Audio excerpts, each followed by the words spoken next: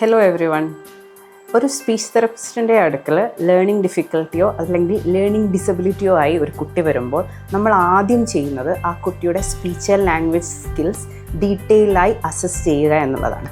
Speech എന്ന് പറയുമ്പോൾ ആ കുട്ടിയുടെ ക്ലാരിറ്റി, ഫ്ലുവൻസി ഇതൊക്കെ സ്പീച്ചിൽ ഉൾപ്പെടും.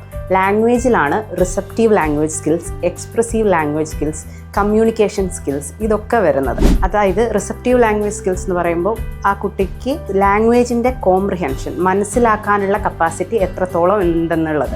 എക്സ്പ്രസീവ് ലാംഗ്വേജ് സ്കിൽ എന്ന് പറയുമ്പോൾ ആ മനസ്സിലാക്കിയ ലാംഗ്വേജ് എത്രത്തോളം ആ കുട്ടിക്ക് എക്സ്പ്രസ് ചെയ്യാൻ സാധിക്കുന്നുണ്ട് എന്നുള്ളത്. അക്കാഡമിക്കൽ സ്കിൽസ് അസസ് ചെയ്യുന്നതിൻ്റെ കൂടെ തന്നെ ഈ ലാംഗ്വേജ് സ്കിൽസും സ്പീച്ച് സ്കിൽസും കോഗ്നിറ്റീവ് സ്കിൽസും അസസ് ചെയ്യുക എന്നുള്ളത് ഇമ്പോർട്ടൻ്റ് ആയ ഒരു കാര്യമാണ്. അത് എത്രത്തോളം ബാക്കിലാണ് കുട്ടി എന്നുള്ളതിനനുസരിച്ചാണ് നമ്മളുടെ ഇൻ്റർവെൻഷൻസും ഏതൊക്കെ മേഖലകളിൽ കുട്ടിക്ക് സഹായം വേണം എന്നുള്ളതും തീരുമാനിക്കുന്നത്.